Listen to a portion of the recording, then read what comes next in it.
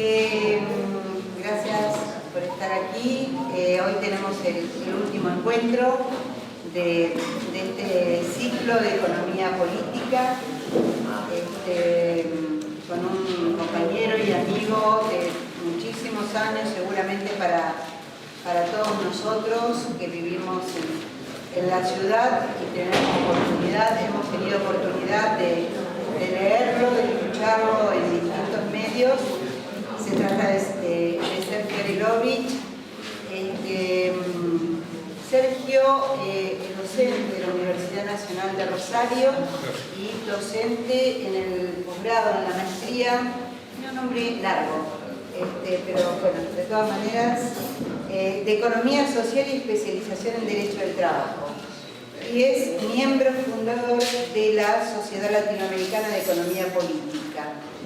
De todas maneras, todos ustedes ya han podido ver y leer algunos, mínimamente, aunque sean los antecedentes, cuando mandamos los mails. Este es el último encuentro de este ciclo.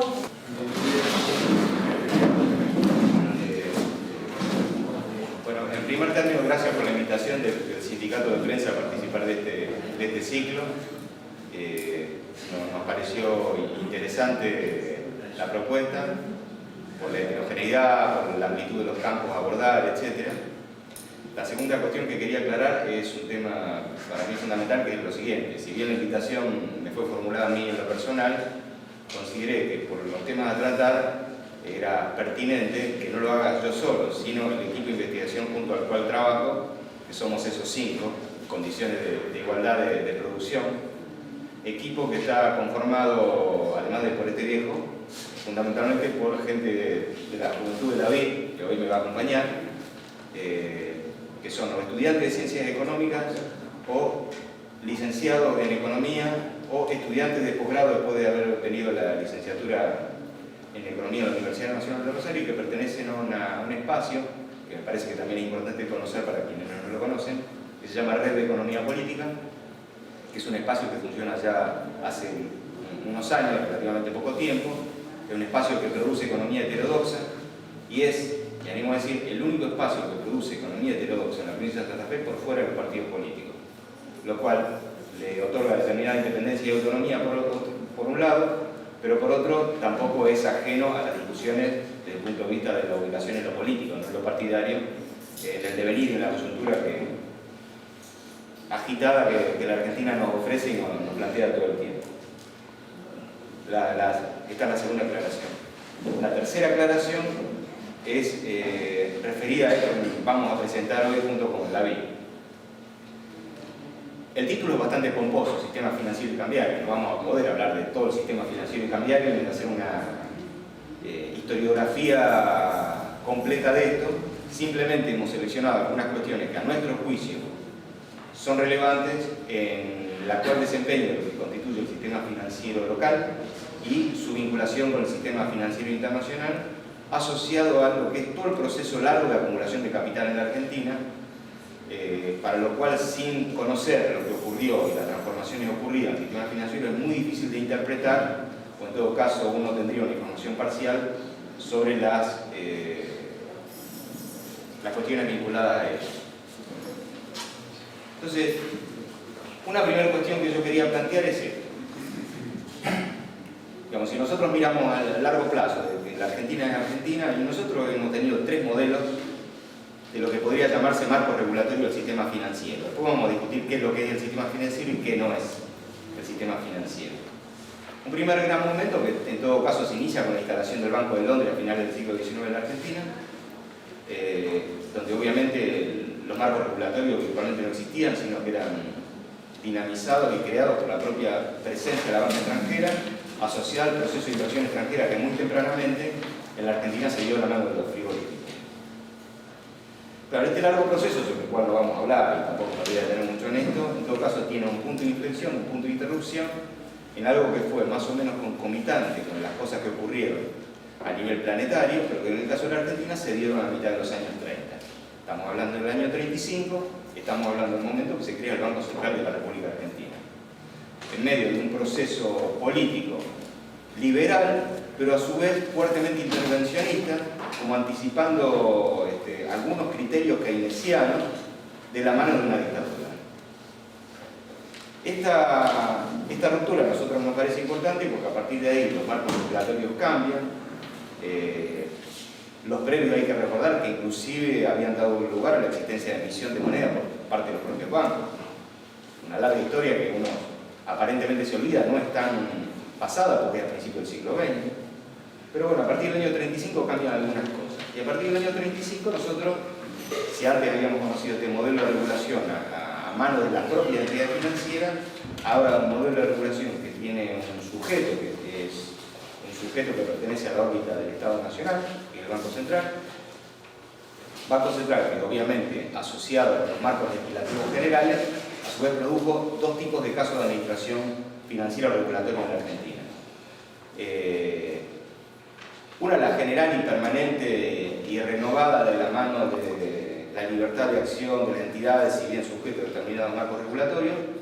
Otra, en función de lo que ocurrió en los dos primeros gobiernos de Perón y el tercer gobierno del 73-76, que es el régimen de nacionalización de los depósitos bancarios. Básicamente la diferencia es la siguiente: mientras que en el primer caso la libertad de tomar depósitos y de colocar préstamos era casi absoluta, aunque si bien sujeto a determinados marcos respecto de los niveles de tasa de interés, en el marco regulatorio de la mano de la nacionalización de depósitos ocurrido a partir de en los dos primeros gobiernos peronistas y en el tercero, el 73-76, la mano era diferente. El procedimiento consistía en que la totalidad de los depósitos eran captados por las entidades financieras por cuenta y orden del Banco Central, y el Banco Central es el que definía, decidía, orientaba hacia dónde colocar el dinero, qué tasa, qué plazo, en qué condiciones, aunque con algunos marcos de libertad que tenían las entidades. Bueno, eso ahora no existe. Ahora lo que existe es un régimen del general que fue creado en el 35 por el Banco Central. Es decir, no existe nacionalización de los depósitos bancarios. De hecho, nosotros estamos funcionando bajo un régimen de ley que es la ley que la dictadura creó en el año 77, si bien con un conjunto de modificaciones importantes en el medio. Entonces yo me voy a concentrar en esto y plantearía, digamos, una serie de hitos, de episodios, de temas relevantes que nosotros hemos considerado útiles a la hora de reflexionar sobre el sistema financiero y cambiario actual, y que son los siguientes. Cuando la dictadura en marzo se hace cargo, entre otras cosas, bueno, plantea ese discurso famoso de Martínez de Oz, que seguramente habrán oído nombrar, y plantea desde el punto de vista financiero y cambiario dos cosas. Primero, la inconveniencia de la fijación de topes a la tasa de interés. Hasta ese momento las tasas de interés eran reguladas por el Banco Central. El Banco Central definía las tasas de interés activas, es decir, para los préstamos, las pasivas para los depósitos. La primera cosa que encara el gobierno de la dictadura, como ensayo, es la liberalización de las tasas de interés. En un proceso que tiene una serie de transformaciones y que en todo caso culmina en junio del 77, para consolidarse como modelo. La segunda cuestión es el tema del acceso a la libertad cambiaria. Hasta ese momento, comprar dólares no se podía, igual que ahora. O sea, no había una libre convertibilidad del peso contra el dólar. Era un régimen restringido, lo que conocimos a lo largo de toda la historia argentina. En realidad, la posibilidad de cambiar libremente dólares por pesos se inicia en marzo del 76 masivamente, no se interrumpe en la vuelta a la democracia, se profundiza en los años 90 con el régimen de convertibilidad y paridad en uno del peso con el dólar, y continúa durante toda la post-convertibilidad, entre comillas. En realidad la convertibilidad no había desaparecido, sino hasta octubre del 2011, que es el momento que se rompen las reglas del juego y volvemos hasta antes del 76. Así que entre marzo del 76 y octubre del 2011, el peso siguió siendo libremente convertible por el dólar. Bueno, en el medio de todo esto, bueno, la política económica de la dictadura apunta a transformar esta cuestión. Y este segundo ítem que se plantea, el impuesto al crédito, es una cosa que me parece que es útil de recordar, porque había un concepto, que es que no puede ser que quienes tomen préstamos paguen una tasa de interés por debajo del comportamiento del índice general de precios, es decir, tomen préstamos a tasas negativas. Esto no es pertinente, decía la dictadura. Entonces se crea un impuesto al crédito. para castigar que se otorguen créditos a tasas negativas.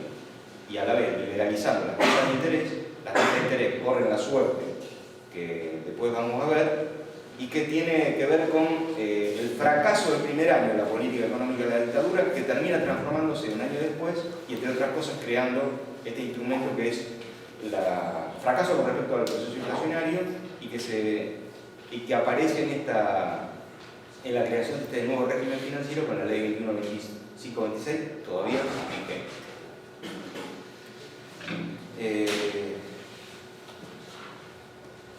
La reforma financiera se planteó en el año 77 alterar las reglas del juego, tal como lo planteaba recién, pero además lo que se plantea es, nominativamente, una mayor eficiencia en el funcionamiento del sistema bancario, concentrando, Martínez de Oz en ese momento hablaba de la necesidad de que queden solamente 50 bancos en la Argentina, dinamizando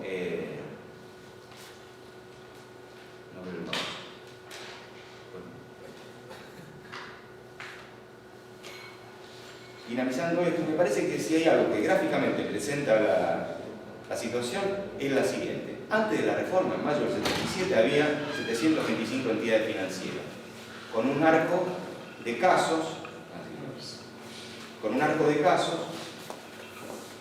que es digno de ser destacado, en el sentido de que hasta ese momento lo que existía en la Argentina era una especialización de las entidades financieras.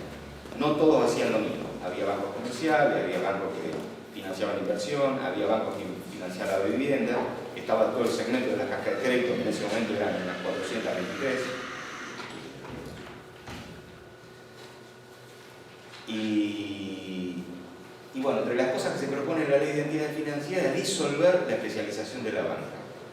En realidad no lo logró totalmente durante su aplicación en años de dictadura. En todo caso, esto se termina de lograr en los años 90 a partir de las propias crisis que desenvolvieron nuevos rumbos en términos del comportamiento de las entidades financieras. Sí, lo que hay que mencionar es que, bueno, en el medio de esta transformación, el propio proyecto de ley de entidades financieras, la 21.526, eliminaba, para el caso de las cajas de crédito, la emisión de las letras de cambio, que eran algo así como el cheque para el funcionamiento de las cuentas corrientes, que eran cuentas a la vista que administraban las cajas de crédito, con lo cual, al circunscribirlo solo a la posibilidad de captar depósitos a plazo fijo, les quitaban ni más ni menos que la llave con la cual se habían desarrollado, operado territorial y económicamente en Argentina. Las dos federaciones que agrupaban a las cajas de crédito, que terminaron siendo más adelante FEBANCOP, que fue una de las entidades, y la transformación del propio Instituto Movilizador de Fondos Cooperativos, aceptaron las reglas de juego de la dictadura. Al aceptar las reglas de juego, terminaron creando bancos cooperativos, transformando y concentrando esto, tal como se ve en el segundo caso, para el año 79, sobre el final las cajas de crédito habían descendido en unas 300. Esto vino de la mano. Por un lado, un cierre y quiebra de algunas cajas de crédito, pero esencialmente la creación de nuevos bancos.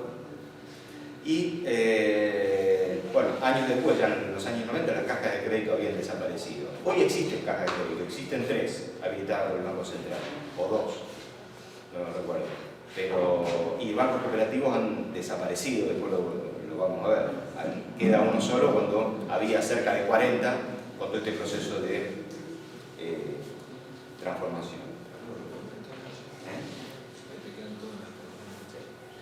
Bueno, para saltar un poquito, y a partir de los años 90, lo que se observa acá es un proceso creciente de concentración económica, de cierre, quiebra, etc., influido por algunos episodios que vamos a mencionar.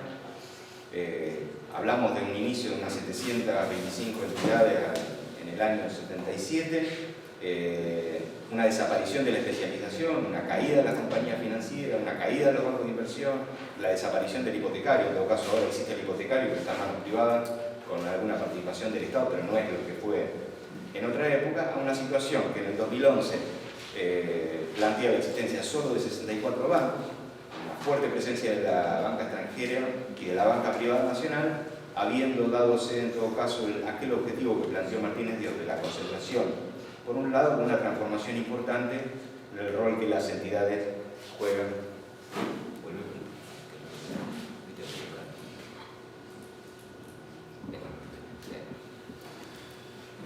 Una de las cosas que a veces se le presta bastante poca atención y a nosotros nos parece significativo señalar es la siguiente.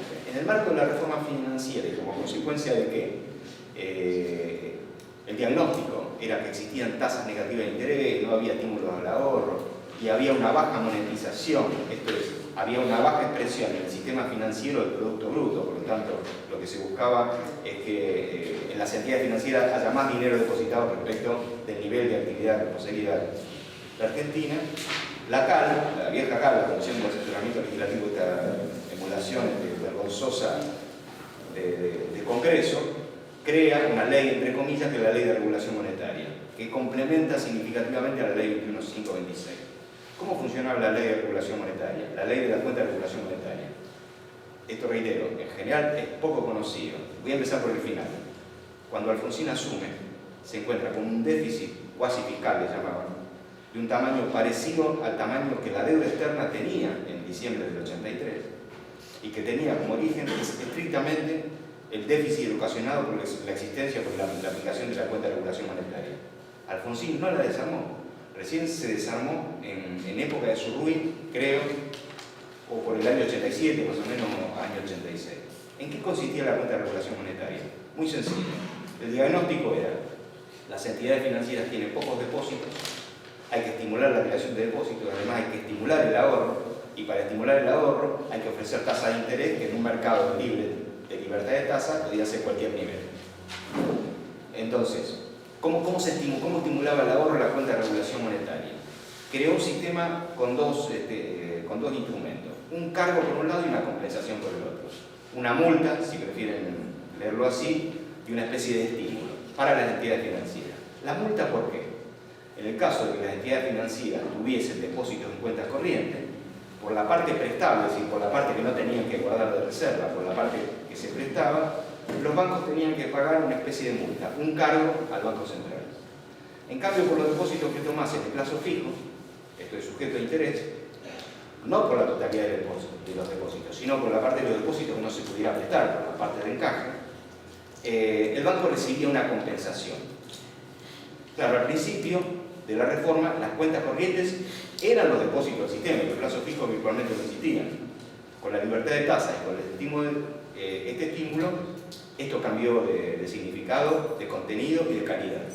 Claro, 3 años después uno podía ver que los depósitos del sistema, fundamentalmente eran depósitos a plazo fijo, y los depósitos en cuenta corriente habían perdido relevancia respecto a la totalidad de los depósitos. La consecuencia es que la compensación que recibían las entidades era muy superior al cargo que pagaban. Por lo tanto, ¿de dónde salió esto? Obviamente salió del Estado, salió de la sociedad, y es lo que fue construyendo esto que peyorativamente le llamaron déficit cuasi fiscal. El creador de este monstruo financiero fue Enrique Folchini, fue director del Banco Central, que ocupó un lugar importante no solamente durante la dictadura, sino en la postdictadura, y que siguió convenciendo e intentando convencer en diversos escenarios, no sé si aún vive, de los beneficios que esto había tenido para la creación del sistema, aún con el agujero que plantea. Yo no me quiero detener en detalle en algunas de estas cosas, simplemente vamos a poner el acento en algunas cuestiones que refieren a esta lista inolvidable de episodios. La primera está vinculada con estos elevados tasas de interés que fueron la consecuencia de la liberalización de la Cuenta de Regulación Monetaria, etc., y que provocó lo que en general se asocia con la primera crisis bancaria en la Argentina, cuando cae el BIR y caen una serie de bancos que habían tomado depósito a plazo fijo al 140, 150, 160% anual en un marco en el que la inflación no llegaba a estos niveles, por lo tanto positivísima era la tasa, como consecuencia de lo cual los préstamos colocados a tasas condicionadas por estas tasas de captación obviamente eran impagables por cualquiera de los sectores. En ese entonces se creó un mecanismo de indexación que fue de la circular del RF 1050, que bueno, tristemente conocida y recordada por los viejos como uno.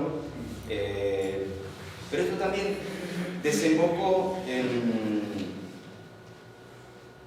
sobre todo por la política de endeudamiento de la dictadura, a la cual no nos vamos a referir, pero sí, en todo caso, en su salida, digamos, en lo que se conoce como la primera crisis de deuda, que en el año 81, cuando se termina la tablita cambiaria de Martínez Dios, cuando se produce este crack en el sistema financiero y cuando, por otra parte, para poder generar este salvataje fruto de la elevación de la conversión del dólar con respecto al peso, aparece el primer ensayo de salvataje al sector privado endeudado con el extranjero, que son los seguros de cambio. ¿Qué es un seguro de cambio?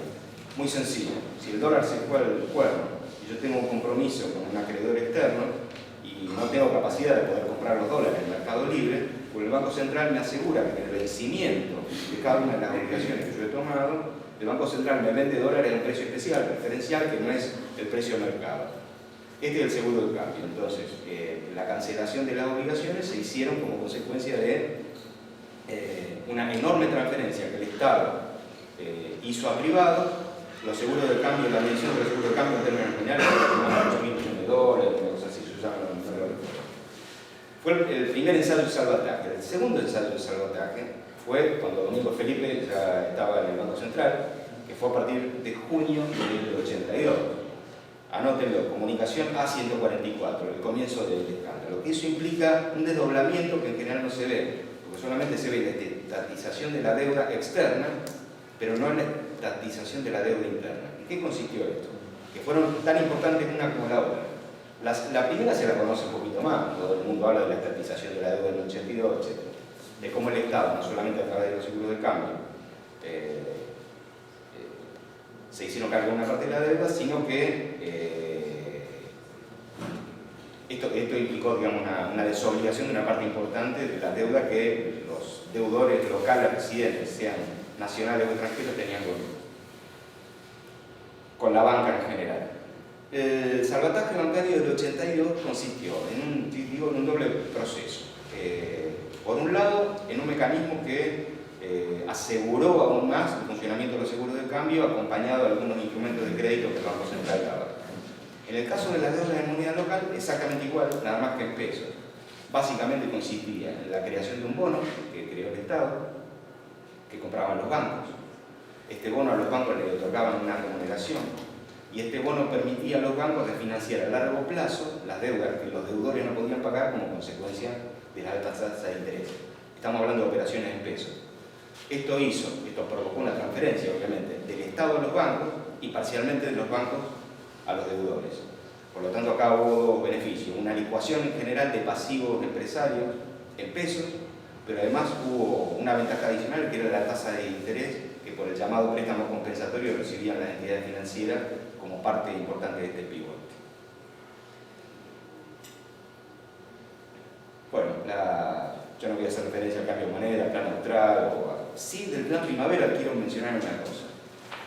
Cuando en el año 82 estalla la llamada crisis de la deuda, porque México unilateralmente decide no pagar la deuda de su deuda exterior, el Tesoro de Estados Unidos empieza a ensayar una serie de transformaciones orientadas a administrar el enorme colapso que había generado no solamente la decisión unilateral mexicana, sino el acompañamiento del resto de los países de América Latina.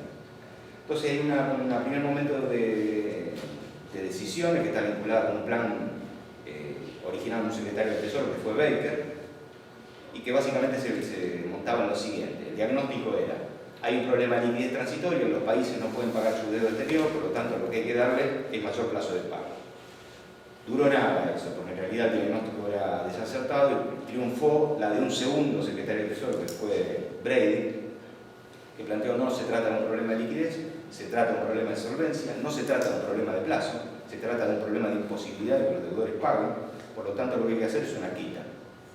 Entonces el plan Brady fue la gran estrategia del Tesoro, que la mayoría de los países de América Latina tomaron. Argentina también lo tomó. Argentina se incorporó al Brady recién en democracia.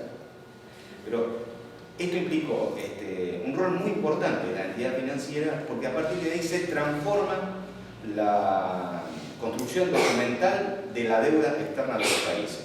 Si hasta ese momento la deuda estaba registrada, por decirlo de alguna manera, en un pagaré, en una promissory notes, un pagaré que el deudor había firmado con un banco comercial, a partir de ese momento el plan Brady genera la posibilidad, el estímulo de reemplazar los viejos pagarés por otro tipo de títulos. ¿Qué título? Título de deuda. Argentina lo ve despegar fuertemente en el año 87 junto con el plan Primavera. ¿Por qué? Porque a partir de ese momento es reemplazada buena parte de la deuda documentada en llamados pagarés para pasar a hacerlo en título de la deuda pública. ¿Cuál es la diferencia? Que un título de la deuda pública es transferible, funciona en mercados abiertos, se cotiza no necesariamente a su valor nominal, distinto a lo que sería la transferencia de cartera del pagaré. Y que además los bancos, la deuda era con bancos comerciales estadounidenses. El no pago de la deuda en ese momento hubiera significado la quiebra del sistema bancario estadounidense. Cuando la deuda deja de ser con los bancos y pasa a ser en títulos que están en las bolsas dando vueltas por todo el mundo, el sistema bancario estadounidense deja de tener miedo y realmente el problema del no pago de la deuda, que era la posibilidad de no pagar la deuda que estuvo en los años 80 hasta el plan Brady, dejó de existir en ese momento.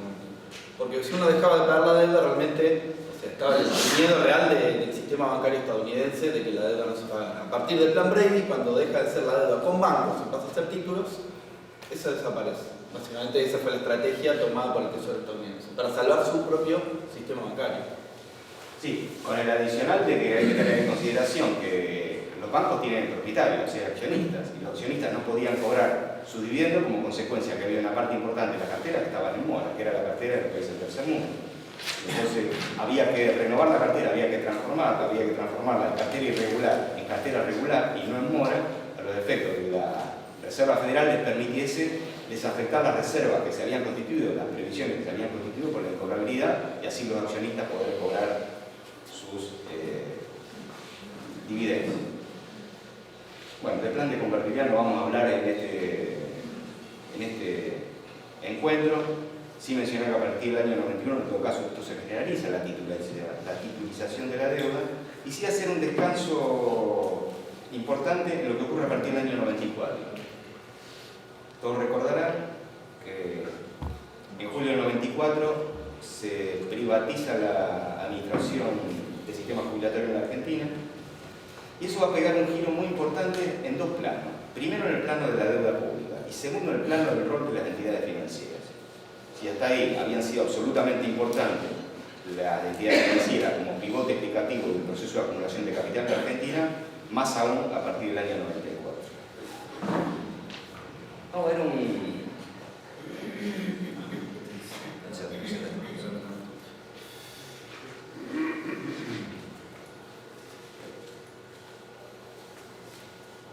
Este es un cuadrito sencillo, infaltable en la cartera de la dama y el bolsillo del caballero. Esto es una síntesis de la plata que salió del sistema jubilatorio desde su inicio, 1 de junio del 94 hasta junio del 2008, que es el último informe público conocido. Recordamos que en noviembre del 2008 fue reestatizado el sistema. Nos falta ese hueco, y ese hueco por lo menos no es de acceso público. No importa. Lo que dice esto en la columna de ingreso es muy sencillo. Los aportes de los trabajadores, bueno, para quien no lo recuerde, ¿cómo fue la reforma? La reforma consistió en que por descarte todos los trabajadores pasaban al sistema de administración privada y solo el que dijese lo contrario quedaría al sistema estatal, con el medio de defraudaciones o de todo, ¿no? Pero esto implicó que los aportes que antes, o sea, los aportes de los trabajadores que eran descontados en recibos salariales, en lugar de entrar al Estado, entraron a ser administrados por la FJP, por un lado. Pero la obligación total del pago de los beneficios previsionales quedó del lado del Estado, no quedó del lado de la FJP. En el caso chileno, por ejemplo, no fue así. Cuando se hizo la reforma en Chile, las AFP tuvieron como obligación colaborar en el pago de los beneficios previsionales. En el caso de la Argentina, se les desobligó a la administradora. Bueno, la suma nominal, estamos hablando de pesos, y recordemos que durante muchos años los pesos eran iguales a dólares. Los aportes que se transfirieron a la FJP fueron eso, más o menos 61.000 millones de pesos. Las revalorizaciones, como eso se colocaba en activos financieros, tuvieron determinado tipo de renta. A lo largo de todo el periodo, nominalmente la renta sumada sumó 68.000 millones. Y los aportes voluntarios, porque había gente que no solamente participaba de la tasa general de descuento de sus aportes, sino que además ponía dinero adicional, sumó 7.800 millones. O sea, en todo este periodo entraron en este fondo de jubilaciones y pensiones 137.000 millones. Nominalmente, después lo podemos ajustar con inflación, si quieren le ponemos valor dólar, rupia, guaraníes, lo que quieran. ¿Y cómo en qué se aplicó esta plata? Bueno, muy sencillo. Primero, casi 20.000 millones con las comisiones que cobraron la FJP. Recordemos, el descuento sufría el trabajador en su recibo de salario, sufría a su vez un recorte de un 20, 30 o 40% según la época del aporte, y esto constituyó la comisión del FJP. Fíjense que si uno mira los 19 contra los 61, es más o menos un 30%. Esa fue la comisión promedio que cobraron las administraciones.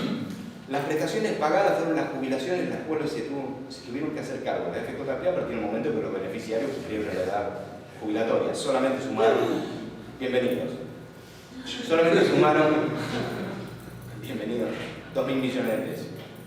¿Qué es transferencia a las CCR? Bueno, las CCR son las compañías de seguro de retiro, que pertenecían a los mismos grupos económicos que la FJP. Y la FJP y las compañías de seguro de retiro pertenecían a su vez a algunas de las entidades financieras radicadas en el país.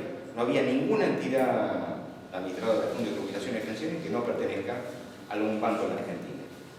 ¿Y qué son los otros? Bueno, los otros, el resto, los gastos operativos y algo muy importante, los salarios, los alquileres, la luz, el gas, el teléfono y el café. Ahora, la mitad de esos 8.300 millones que figuran ahí al final eran la contratación de un seguro de vida colectivo, que la FJP contrataron con compañías de seguros que obviamente pertenecían a los mismos grupos. Ahora, hay que tener en cuenta esto: cuando desaparece el sistema, esto es noviembre del 2008, el número de beneficiarios total del sistema no llegaba a los 400.000, con 5 millones de aportantes en ese momento, con lo cual la necesidad de cobertura de riesgos, siniestralidad emergente asociada con el seguro de vida colectivo no existía. Por lo tanto, lo que aparece como un gasto en las compañías administradoras, la FJP, en realidad es un ingreso neto sin necesidad de contraprestación en el caso de las compañías de seguro que formaban parte de la misma roca. Bueno, este tema no puede desasociarse del sistema financiero. ¿Por qué? Por una razón muy sencilla. Si uno mira la deuda pública en junio del 94 y mira el tamaño de la deuda pública cuando estalla en diciembre del 2001, encuentra que el crecimiento de la deuda pública fue más o menos 65.000 millones de dólares. Y si ve, no este largo periodo, sino que lo corta al medio y miramos hasta diciembre del 2001, vamos a encontrar dos cosas. Primero, los aportes que dejó de percibir el Estado Nacional, más la reducción de las contribuciones patronales que el Estado Nacional le otorgó al conjunto de las empresas en Argentina, fundamentalmente la de mayor proporción de empleo, es más o menos parecido al crecimiento de la deuda. O sea, la deuda pública creció como consecuencia de estas dos renuncias del Estado Nacional: la transferencia de los aportes jubilatorios de la FJP por un lado y la reducción de las contribuciones patronales. ¿Qué tiene que ver el sistema financiero con esto? Y muy sencillo.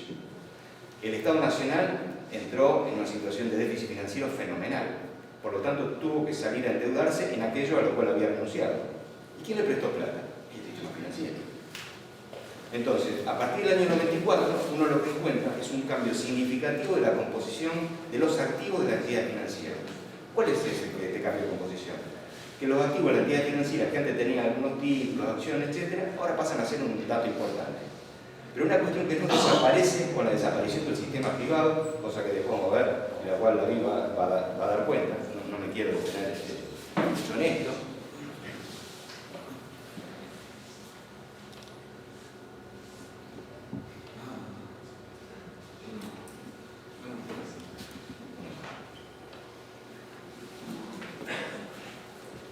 Sin plantear que en todo caso la desaparición del sistema no liberó totalmente de aquellas implicancias que tuvieron como actores directos tanto a las entidades financieras como a las compañías de seguros, que habría que incluirla dentro de lo que constituye el sistema financiero. Y en todo caso acá podría ser una referencia al pie. En general nosotros asociamos el sistema financiero con los bancos. Error. Tendríamos que hablar de las actividades financieras. Actividades financieras que por un lado desarrollan los bancos, pero actividades financieras que además son extensibles a la actuación de otro tipo de sujetos. Una de esas las compañías de seguros, las RT si prefieren, que todavía siguen vivitas y corriendo a pesar de la transformación. En realidad son compañías financieras. Seguimos con la referencia al pie. Si uno mira los balances de las RT se encuentra alguna sorpresa. Su negocio principal, ¿cuál es? Cobrarle una tasa a las empresas para poder satisfacer la eventualidad de riesgo de trabajo que existan a partir del grado de accidentabilidad ocurrida en los procesos de trabajo o in itinere. Ahora, el negocio principal, esto es la diferencia entre una cosa y la otra, da negativo. Es decir, cobran menos de las prestaciones que tienen que otorgar. ¿Cómo hacen estas entidades para sobrevivir? Muy fácil. En realidad su negocio principal no es ocuparse del tema del accidente de trabajo. Su negocio principal es administrar títulos de la deuda pública. ¿Qué es lo que le otorga? Una ganancia suficiente, por ejemplo, un balance a junio del año pasado, en donde el resultado final de 800 millones de pesos para la totalidad de la RT, 800 millones de pesos. Pero resulta que la actividad principal dio 500 millones de déficit. O sea, las tasas que les cobran a los empleadores y los riesgos de los que se tuvieron que hacer cargo a partir de la existencia de accidentes. ¿Cuál es la diferencia? La renta de títulos públicos. O sea, la renta por la administración de títulos de la deuda pública, que obviamente sigue en niveles importantes y forma parte de este nudo, que a nosotros nos parece importante señalar, tal que nos permita no circunscribir la actividad financiera a las entidades reguladas por la ley 21526, reiteramos año de ley de la dictadura, sino a un conjunto de otras cosas. Seguimos con la referencia al pie, para no hablar de los fideicomisos financieros, si quieren después charlamos un rato. Esto representa otro negocio gigantesco susceptible de ser mencionado. Bueno, en el año 95 recordarán el efecto tequila.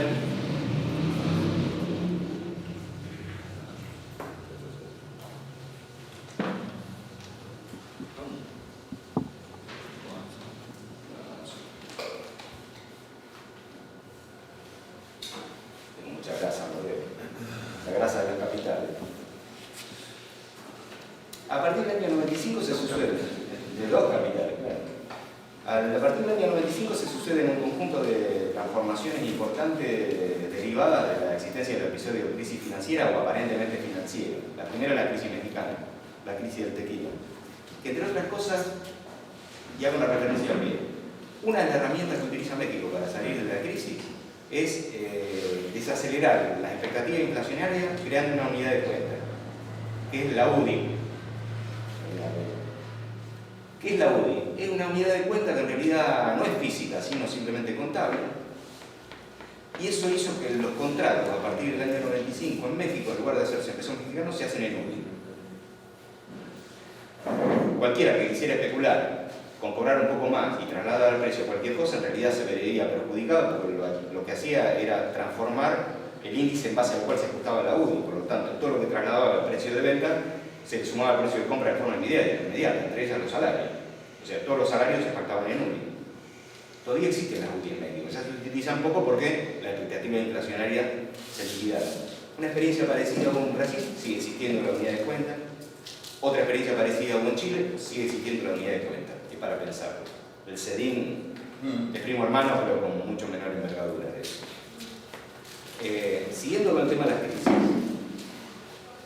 Bueno, esto es simplemente para la recordatoria, ¿no? La crisis en el sudeste asiático, la construcción de redes de salvataje que implicaron transformaciones en el interior del sistema financiero local y del sistema financiero internacional. A partir de ahí, bueno, se recomendaron nuevos criterios de protección de los activos a los fines de que la entidad financiera no sucumba como consecuencia de esta repetición de crisis que en principio están nominadas acá sintéticamente, como fue en el 97 la del sudeste asiático, en el 98 la rusa, en el 98 también el inicio de la depresión en Argentina, donde cae el ciclo, años después, un año después la devaluación en Brasil, cuando cambia la moneda también, y en el 2001 la crisis financiera en Turquía y aquí también. Aquí voy a plantear algunas últimas cosas para después dejarle la palabra a David y retomamos con otros temas. Y que son los siguientes. Buena parte de la situación de crisis estaba dada por el tamaño de la deuda pública. Y en el año 2002, si bien no alcanzamos a poner un cuadrito, todos recordarán que fue el año, entre otras cosas, el salvataje del sistema financiero. El sistema financiero en sus balances mostró el año 2002 indicadores penosos respecto al valor patrimonial y respecto de sus activos. Prácticamente todo el sistema financiero había perdido su patrimonio y el Banco Central lo que había otorgado una serie de préstamos para poder solventar y sustentar la actividad económica de las entidades. Casi que uno podría decir que en función del tamaño de los préstamos que se habían otorgado por parte del Banco Central, el Banco Central era el propietario de todas las entidades financieras. Realmente la medida hubiese sido estatizar la totalidad del sistema, dado que los préstamos por cobrar del Estado superaban largamente el tamaño patrimonial que tenían las entidades en ese momento. Pero bueno, sabemos todo lo que pasó en el medio. Lo curioso es que el sistema bancario, fruto de este salvataje y fruto de los cambios significativos que hubo en la política económica a partir de mayo del 2003, no solamente volvieron a renacer, sino que están en un lugar privilegiado respecto del funcionamiento de la actividad económica en general y de la capacidad de obtener ganancias, tal como vamos a ver más adelante. Sí quiero plantear respecto a la deuda pública esto.